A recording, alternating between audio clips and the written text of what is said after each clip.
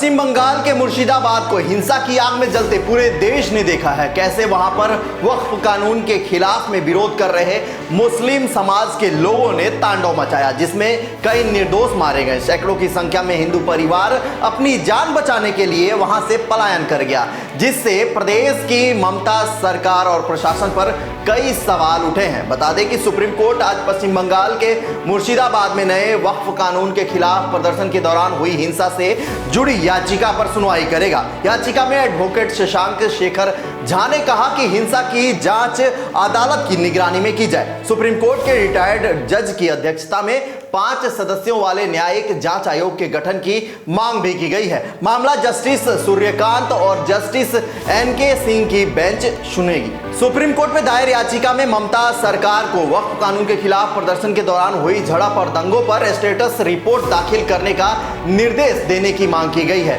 Hate speech पर कार्रवाई और रोक की अपील की गई है। याचिका में कहा गया है कि मुर्शिदाबाद हिंसा में मारे गए लोगों और पीड़ितों को पर्याप्त मुआवजा भी दिलवाया जाए। बता दें कि 11 अप्रैल को मुर्शिदाबाद में भीड़ बेकाबू हो गई थी, जिसके बाद दंगे भड़के। इस मामले पर पश्चिम बंगाल सरकार ने कोलकाता हाई कोर्ट को 34 पन्नों की रिपोर्ट सौंपी थी, जिसमें बताया गया है कि वक्फ कानून को लेकर राज्य में हिंसा भड़कने के दौरान करीब 10,000 लोगों की भीड़ इकट्ठा हुई थी। इस दौरान पुलिस को भारी बल का इस्तेमाल करना पड़ा। रिपोर्ट में कहा गया है कि पुलिस को अपने अधिकारियों को भीड़ से बचाना पड़ा, जो घातक हथियार लेकर चल रही थी। 3 दिनों तक चली हिंसा में 3 लोगों की मौत हो गई। रिपोर्ट में कहा गया है कि 4 से 5,000 लोगों की बेकाबू भीड़ ने पुलिस पर हमला किया और एक पुलिस अधिकारी की सर्विस रिवॉल्वर भी छीन ली गई।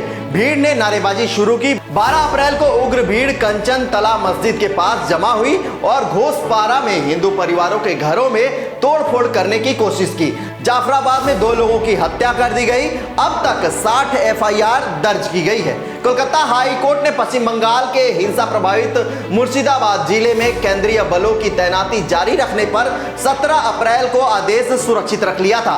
जस्टिस सौमेन सेन और जस्टिस राजा बसु चौधरी की बेंच नेता विपक्ष शिवेंदु अधिकारी की याचिका पर सुनवाई कर रही थी। जिले के संवेदनशील इलाकों में केंद्रीय बलों की 17 कंपनियां तैनात है। शिवेंदु अधिकारी ने अपील की है कि विस्थापित लोगों की उनके घरों में वापसी के लिए राज्य सरकार की तरफ से कदम उठाए जाने के निर्देश दिए जाएं। वहीं राष्ट्रीय महिला आयोग की अध्यक्ष विजया रहाटकर ने रविवार को पश्चिम बंगाल सरकार की तरफ से मुर्शिदाबाद जिले के दंगा प्रभावित इलाकों का दौरा किया। आयोग एक रिपोर्ट तैयार कर रहा है, जिसे जल्द ही केंद्र को सौंपा जाएगा। इसकी कॉपियां राज्य के शीर्ष अधिकारियों को भी भेजी जाएंगी। हैरानी की बात तो यह है कि संसद से पास होकर बने कानून का विरोध चरम पर है। नए वक्फ कानून के खिलाफ all India Muslim personal law board वक्फ बचाओ अभियान चला रहा है। इसका पहला फेज 11 अप्रैल से शुरू हो गया है। यह विरोध 7 जुलाई तक यानी 87 दिन चलेगा। वक्फ कानून के विरोध में 1 करोड़ हस्ताक्षर कराए जाएंगे, जो पीएम मोदी को भेजे जाएंगे। इसके बाद अगले फेज की रणनीति भी तय की जाएगी। वहीं अब वक्फ पर सुप्रीम कोर्ट के अब तक के आदेशों पर नजर डाले तो इस मामले पर सुप्रीम कोर्ट में पिछले हफ्ते लगातार 2 दिन सुनवाई हुई। इस दौरान सुप्रीम कोर्ट ने केंद्र सरकार को जवाब दाखिल करने के लिए 7 दिन का वक्त दिया था। सरकार के जवाब के बाद याचिकाकर्ताओं को 5 दिन में जवाब देना होगा। अगली सुनवाई 5 मई को दोपहर 2 बजे होनी है। सुप्रीम कोर्ट ने कहा कि कानून के खिलाफ दायर 70 से ज्यादा याचिकाओं की जगह सिर्फ 5 याचिकाएं ही स्वीकार की जाएंगी और उसी पे सुनवाई होगी। सुप्रीम कोर्ट ने केंद्र का जवाब आने तक वक्फ घोषित संपत्ति पर यथास्थिति बनाए रखने को कहा है। तब तक सरकार को 3 निर्देश मानने होंगे।